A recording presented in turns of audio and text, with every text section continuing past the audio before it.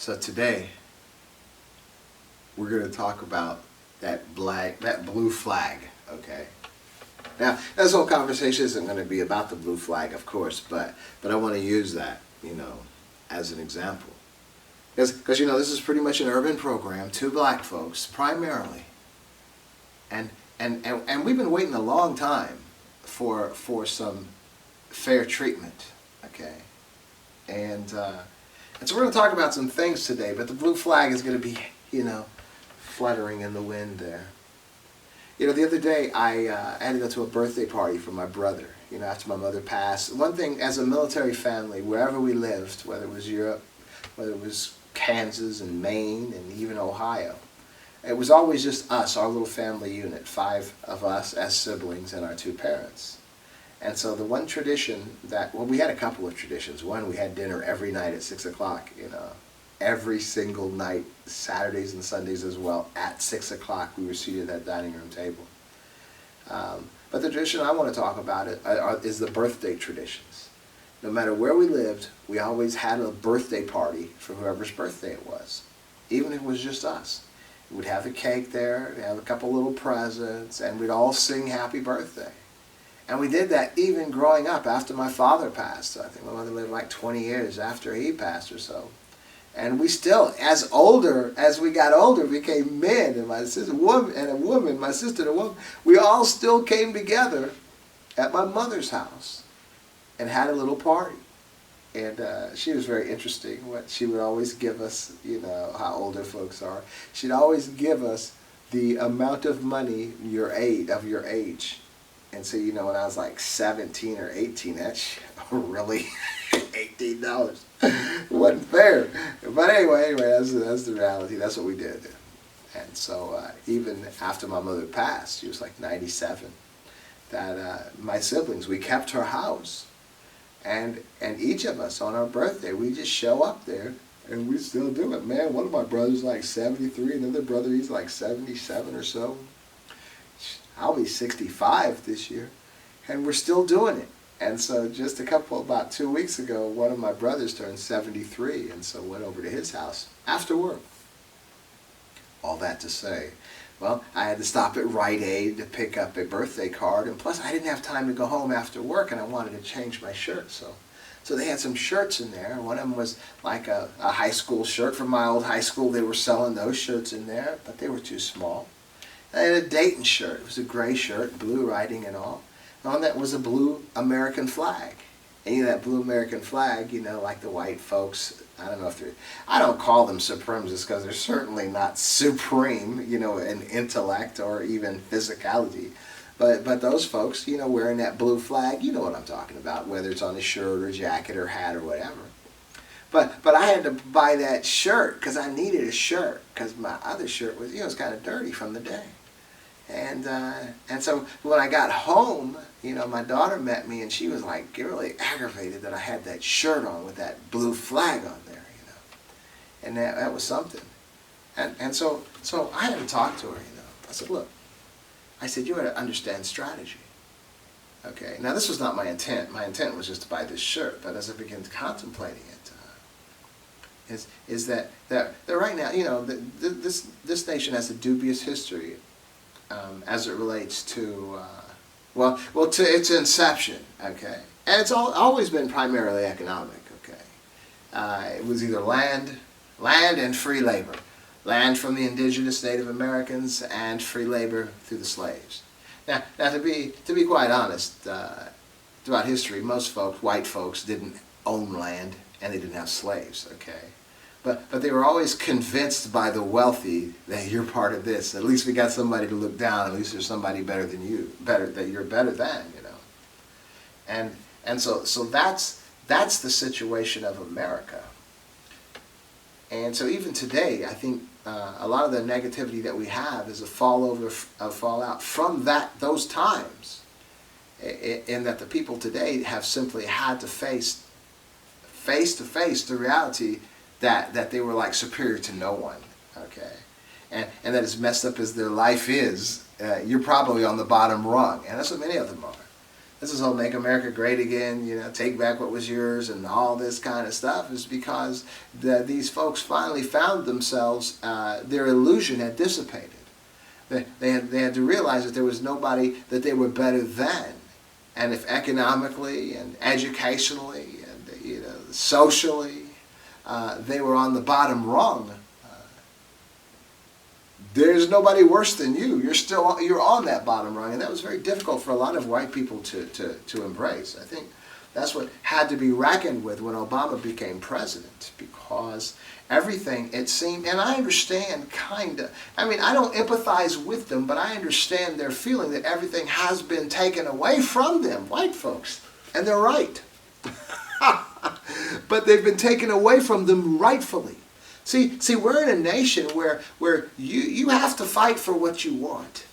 And when I say fight, I don't mean storm the U.S. Capitol. What I mean is you need to compete. It's competition. That's all this nation has ever been about.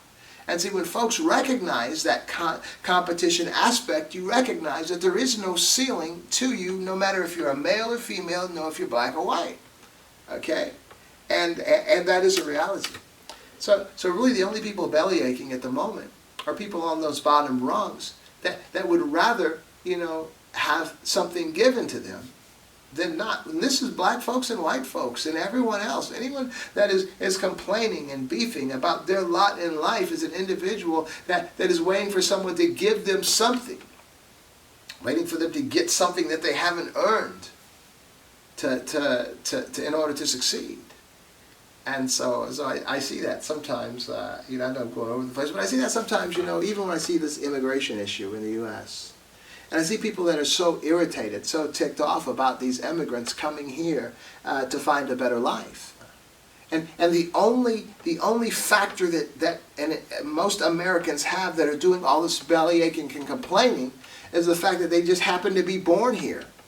That their parents just happen to have sex and they were born here. But they didn't do anything. I would like to see a test given at certain points in an individual's life who's even born here to see if you qualify to stay here. If you haven't redeemed yourself, if you're not financially progressing as an individual should, if you're not educationally progressing as an individual should, if you have a criminal history there are all kinds of things that can be looked at to determine whether or not you even deserve the American citizen status that you didn't earn simply by being born here. So I don't give any empathy to anybody complaining about the immigrants who have taken upon themselves a journey that is harrowing, a journey that is life-threatening, simply and without not much money in their pocket, but with hope and a dream, not trying to get a handout, but trying to get somewhere where they can do an honest day's work for an honest day's pay. And oftentimes they get here and they don't get an honest day's pay. I had this guy the other day, man, and he came out of this business. I thought he had owned the business, but it turned out he was simply an employee in the business. And he was trying to get me to empathize. It's just us against them. And I'm like, what are you talking about? And he was talking about the immigrants coming here and all this stuff. I'm like, we're not on the same page with that, as we begin to discuss, he says, are you sure you're not going to get mad? We can talk about that. I said, I'm not going to get mad. Are you sure you're not going to get mad? By the way, by the time the conversation was over, he was mad. Man, I had explained to him, man, I like Mexicans more than I like you, He was expressing how terrible it is that they're coming here the way they are. I'm saying, look, your ancestors came here, and the thing is, these Mexicans are coming here, and people from, I'm just grouping them all as Mexican, but Honduras, whoever, Guatemala, wherever they're coming from, I'm just saying is, they're coming here in a peaceful manner. Your ancestors came here as criminals and murderers and rapists and thieves. And so no, I don't even see a similarity in the way your ancestors came here than the way these peaceful people are coming here, fleeing oppression, fleeing danger, fleeing economic crisis to make a better life for their families. So really, if I'm on anybody's side, I'm on their side, not yours, because they're exercising integrity. They're exercising, a fortitude, a parent's love for their children. You're simply trying to embrace something that you didn't even earn. You just happen to be born here because your parents had sex. So no, I'm not on your side. I like them better than I like you, for real. And shoot, man, yeah, we talked for like a while, but he was kind of irritated. I was enjoying the conversation. I don't mind talking. I got a brother, not a blood brother, but a brother, that a friend of mine that he can't have these conversations because he just gets so mad. I don't get mad. I love him. And I have him on Facebook too. I deal with these so-called patriots who've never served in the military. I say, you're a patriot? Oh, those are making excuses. Don't tell me you're a patriot if you were able-bodied and never chose to serve your country. That's not patriotism. Anytime you see those old patriotisms, the Minutemen, and all those patriots, from way back when, you see pictures of them and posters of them and all that, what are they looking like? They're always kind of dressed in a little outfit and guns, but what are they doing? They're supporting, they're defending their nation, against British oppression, probably. And so, but you guys, you go parading around in red, white, and blue, parading around. I saw the other day one of them little four-wheeler, terrain, vehicles with like 2 giant American flags on the back. Come on, man. I always ask them, so we in the Air Force, Navy, Marines, Coast Guard, Army, what? Oh, no, I didn't. Well, quit.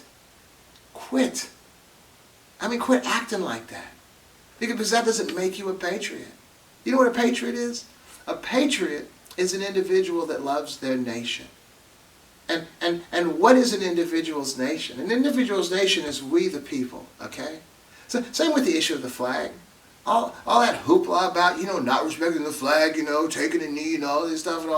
So the flag represents the nation. The nation is the people. So if there are American citizens that you're taking issue with, that you don't like, that you're harsh on, that you're calling the N-word to, or calling other kinds of whatever, they're American citizens, then you are no patriot. Because in order to be a patriot, there must be respect for that which the flag represents, which is the nation, which is the people. Otherwise, you're just waving. It's not for real. And you saw that on January 6th.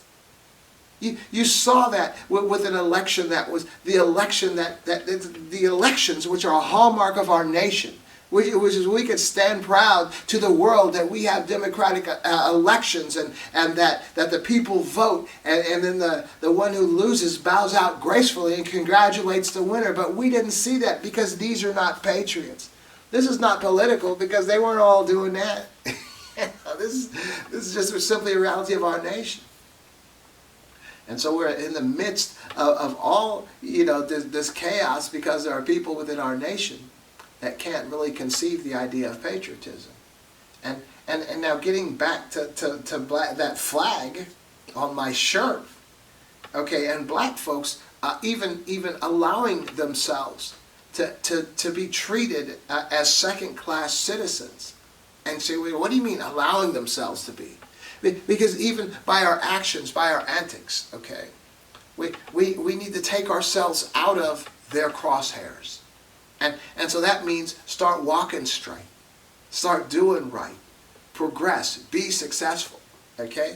Because a good example is all this negativity really came to a head when Obama became president. Because again, people began to recognize the last vestige, in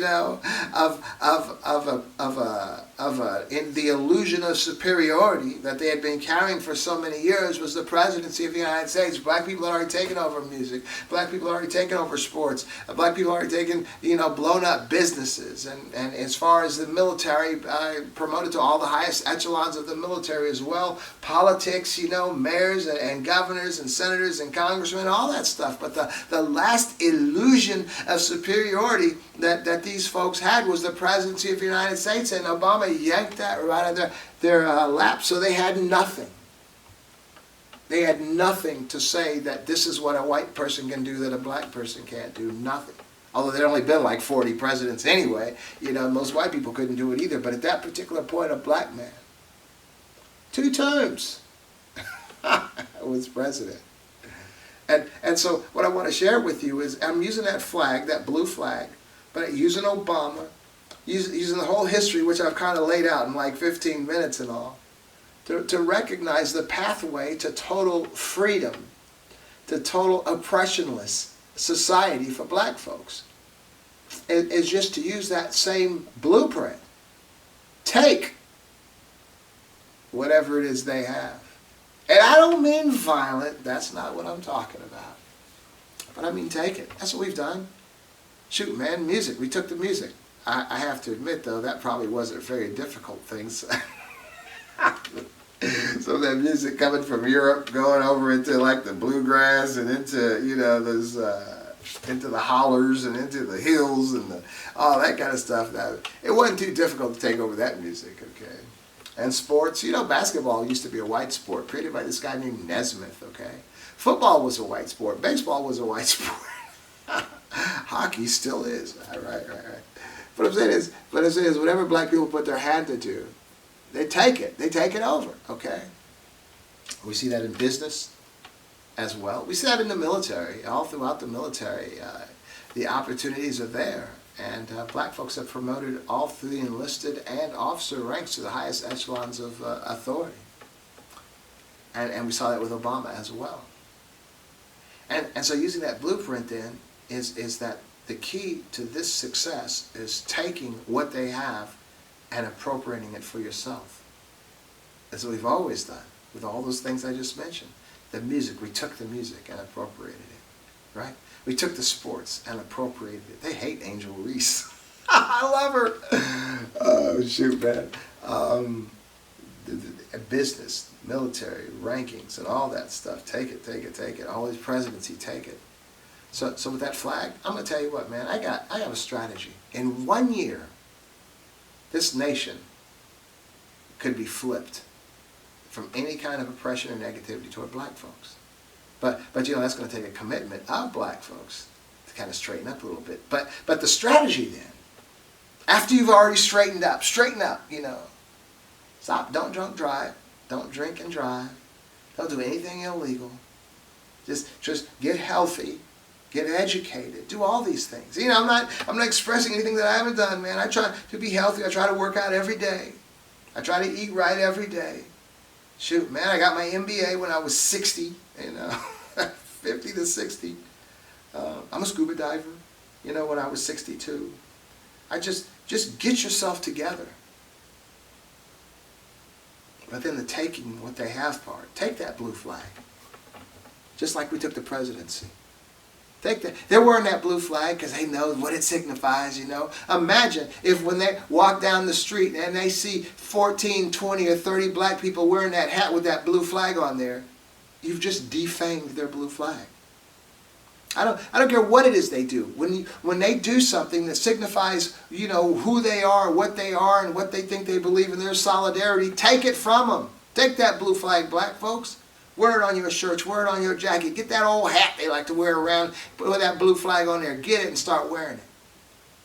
I'm telling you, man, you'll defang them, everything they do. Shoot, this whole thing about guns. Now, a lot of people don't realize this, but you know, that black folks have probably more guns than white folks do. You know, we just don't advertise.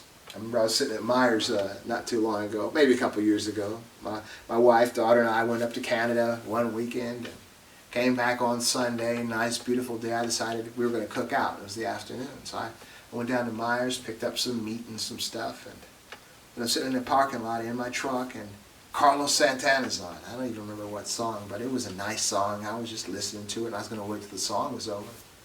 And while I'm sitting there, I noticed in the parking lot, there's this white guy, tall white guy, was a little halfway short woman, wife, girlfriend, I don't know what she was. And he just kept scowling at me, looking at me. And I just happened to look up and notice him, and he's just scowling at me, looking at me all mean and everything. And I wasn't even thinking too much about it, went back to what I was doing, sitting there waiting for the song to be over. Then after the song was over, I went to Myers, and I was, you know, walking around. All of a sudden I saw that guy, and he had a gun holstered on his side. And then I immediately realized he was trying to start something with me right there in the parking lot. What he didn't know was I had a 9mm sitting on my lap at the moment. He would have been sorely surprised, for real. See, the strength that they have is believing that they have something that you don't have. Take what they have. Get what they have. and it will make what they have worth less. Okay? Shoot, man, I mean, I understand the whole gun issue and everything. And I don't love guns, but I have a 9mm, I have a shotgun, I have an AR, I have stuff. And my thing is, you know, I'm not walking around parading it around, you know, most black folks aren't. But the reality is, you know, I don't know when these guys, like that guy in the parking lot, that's why I have a gun for those. This is not the only situation I've had with white folks that don't think that I'm armed. And that's why I'm armed. So no, I don't love guns. You know, and I don't know, well, Second Amendment, I'm not going all there. That's a typical ignorance of the Second Amendment, of the purpose of the Second Amendment, you know.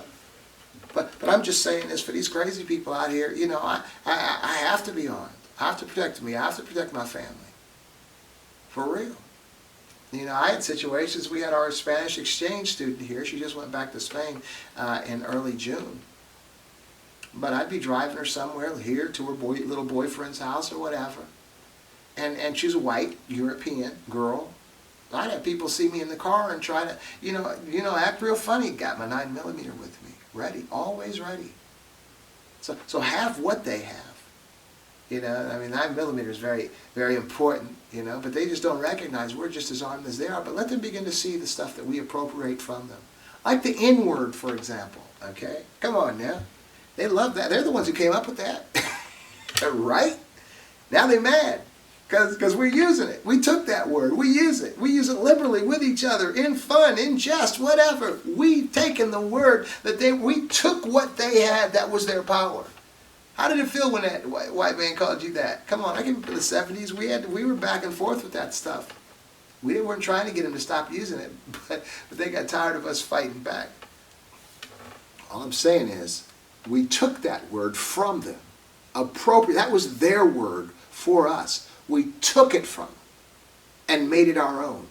And now look at them. They're always crying because they want to use the word too. We've defanged that terrible word by taking it from them. I'm saying that blue flag, take it from them. Put it on your hat. I guarantee you, give me 12 men and we each wear those hats. And each of those 12 men speak to 5 men. Get them to wear those hats. Each of those 5 men speak to 3 men. And everybody, just whoever they meet, wear that hat, wear that blue flag, wear it on your jacket, wear it on your shirt, whatever. We've defanged that flag. Anything they come, mossy oak, man, that looks kind of ridiculous. I don't think we're going to be appropriating that. Oh gosh, if it looked a little better, if it was just regular camouflage, maybe. But that's looking kind of ridiculous. But anyway, so we might not want to appropriate mossy oak. But whatever they have, whatever that solidifies them, unifies them with each other in their illusion of superiority, just take it. That's the way. For real. I'm telling you. And we'll find ourselves right where we want to be. And as you're appropriating the things that they believe are theirs, the things that unify them, you're disrupting their unity. And at the same time, get yourself together. Come on, get educated. There's no reason not to be educated in America. I earned my MBA. I started school when I was 50 at St. Clair College. By the time I was 60, I had an MBA. And this brother came up to me, see what good has it done you? I mean, my life was fine. Nice neighborhood, you know, nice income, daughter in nice private school, on her way to college this year, which is kind of sad. But my life was fine. But man, the education, through the process of the education, through learning stuff, learning this, learning that, man, my worldview began to expand. I began to see more, understand more, do more.